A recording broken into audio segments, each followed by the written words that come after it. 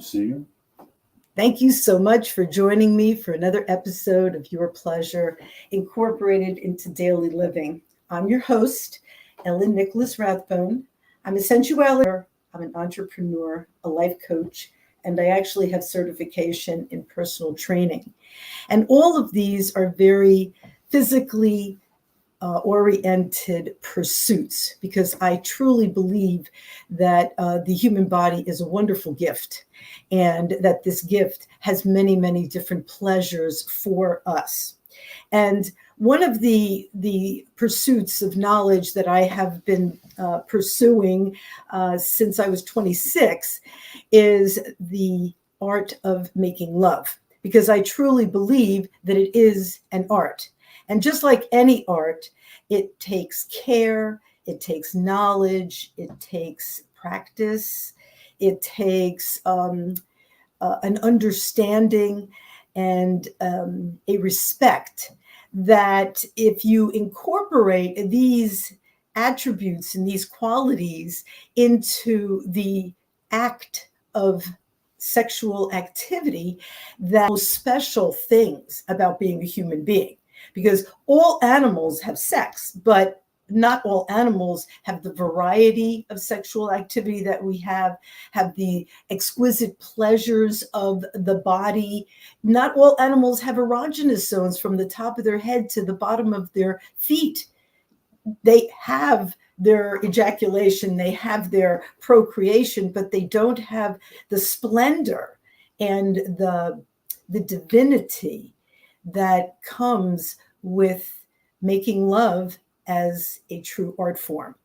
So it really becomes kind of important to understand what grade of lover that we are. And of course, the two extremes are there's the good lover and there's the bad lover. And then, of course, there's variations between them. Nobody's all good or all bad.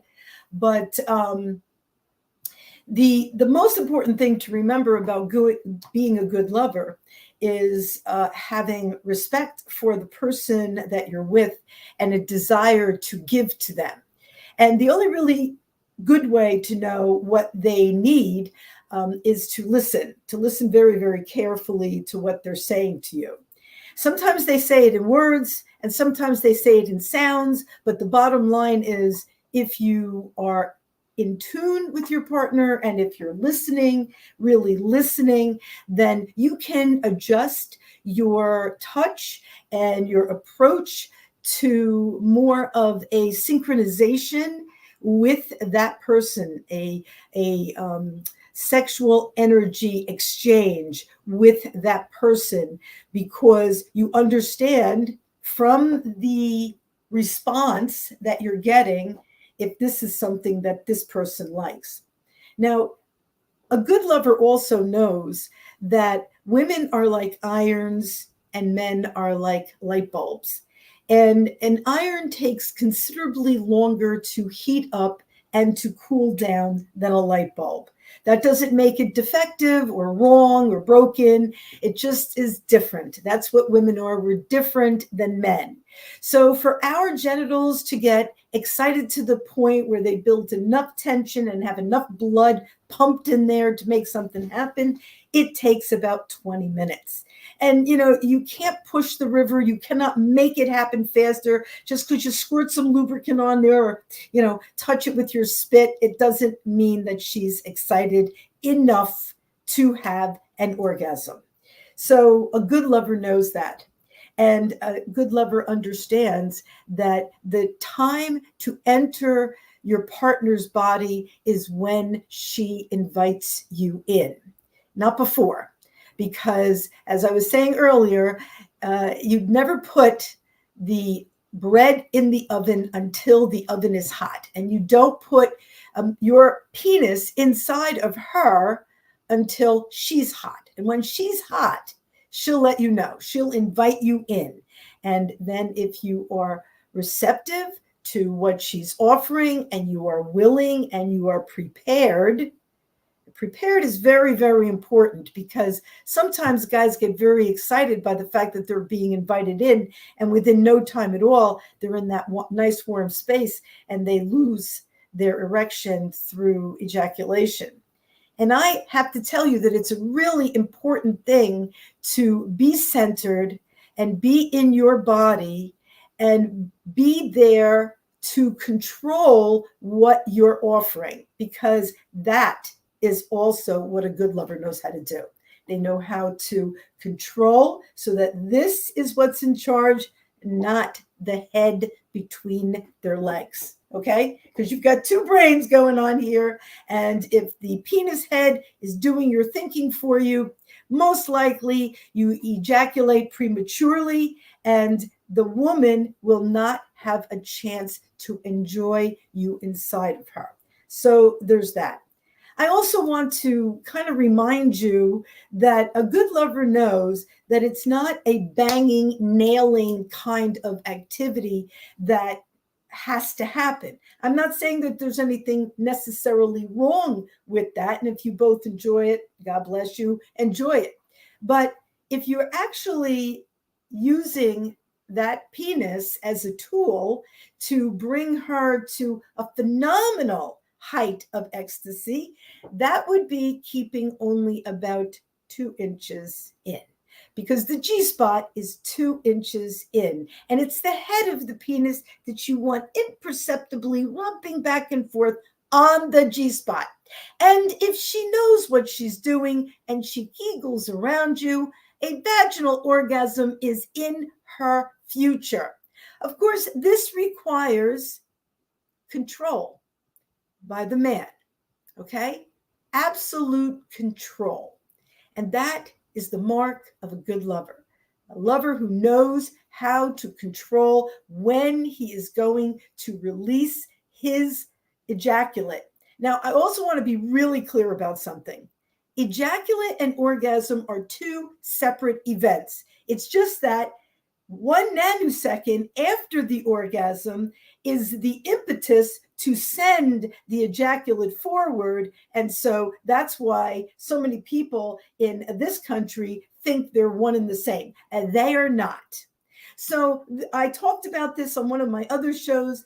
Men are keep the ejaculate from shooting out of their body. They can have as many orgasms as any woman could.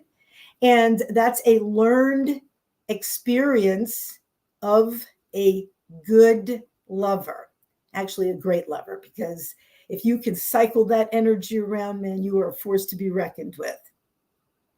So now it's a bad lover. A bad lover does not come to give. He comes to get. He wants to use the other person to satisfy an itch. And whether he does it frequently or he does it once in a blue moon, whether he does it with a whiskey dick or whether he's coked out, the bottom line is he is not there to give the person that he's with pleasure. Whether that person is of the same gender or whether that person is another gender, it doesn't really matter. If you're there solely for yourself, and if you cannot control yourself, and if the other person is nothing more than a thing to be used for you to get excited, you're a bad lover, very bad lover, okay?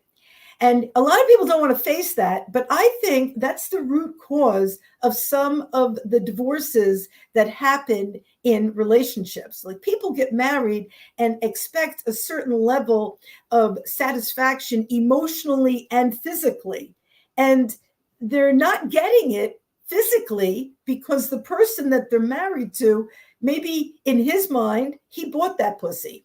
He pays for that pussy. He gives her a nice house. He gives her a nice car. He gives her clothes that she wants and takes her on vacation. So, hey, he gives her all this other stuff. He doesn't have to give her pleasure. And a lot of men actually think like that. If you're a woman who likes to barter your affection, then there are lots of guys who are going to be willing to pay you for it. But do not expect satisfaction. Do not expect satisfaction, because you are not a priority in this man's life. If the things that you're getting are really important to you, or you plan on leaving with your things, that's one thing. But the bottom line is, this is not a relationship that is meant for equitable pleasure. It is someone buying a service or buying a body, and they have the convenience of the fact that the person has signed a contract and is there to give them what they need. Now, these kind of people exist everywhere. Some of them have a lot of money. Some of them don't have any money at all, okay? But the bottom line is they are not there for you. And if they're not there for you, owing dissatisfaction. So you have to ask yourself, how important is this? How important is the sexual relationship that I want to commit to? And if it is important to you, then you have to have the conversation early on in the relationship of how important this is to you. And that is an ongoing conversation. That is something that's going to be for many, many, many years, because who you are today is not who you're going to be in 10 years. And who you are today is not who you were 10 years ago. You're constantly changing. Your mind is changing. Your desires are changing. Your body is changing. And you have to adapt, not begrudge, not get mad, not get frustrated. Adapt to what you have. And if you have a partner that you want to share yourself wholeheartedly with, because that person always comes to you to give, and you want to give back, then that is the kind of a relationship that's going to last the distance. But one person always coming to take, the other person always coming to give it up, it's not going to last, can't last, right? Unless that person is a prisoner and they can't get away for whatever reason. It's not a relationship that's built on a solid foundation of trust and respect and caring, all right? And that's really, I mean, I could tell you about techniques, and I think in one of my other shows, I am going to tell you about my two favorite techniques that nobody else knows about: shrimping, which sounds like something you do at the sea, and it's not, and pâté d'araignée. But for tonight, I'm just going to remind you that whether you're a good lover or whether you're a bad lover, you have a choice. Every single time you make love to the person or have sex with a person, if you care about that person, give them of your best. And remember that the orgasm starts in the mind. So change it up a little bit, talk to them, communicate with them, be gentle, be loving, be rough. Be what is necessary in that moment. And don't be afraid to experiment with your partner, because variety is the spice of life. And a lot of people get bored doing the same thing over and over and over and over again. It worked first 5,000 times. It's got to work the second 5,000 times. It's not going to happen. So you need to change it up.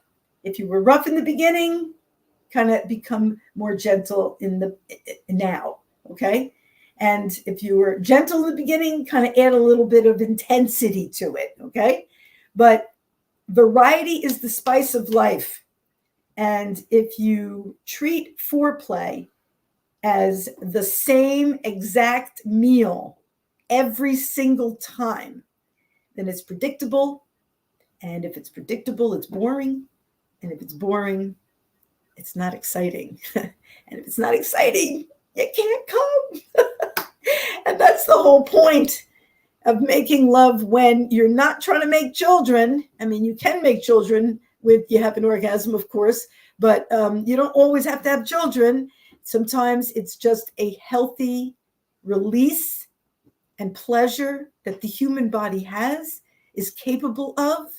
And it is one of the greatest gifts of humanity, that we are able to have phenomenal pleasure with our partner if we treat lovemaking as the true living art that it is, because it is a living art. I hope you have enjoyed this presentation. You've seen my email scrolling down along the bottom, YPI69@Hotmail. If you have any topics that you think would be interesting for a sensuality consultant such as myself to discuss, please send me a note. Thank you so much for joining me today. I had a lot of fun, and I hope you had a lot of fun too. See you next week.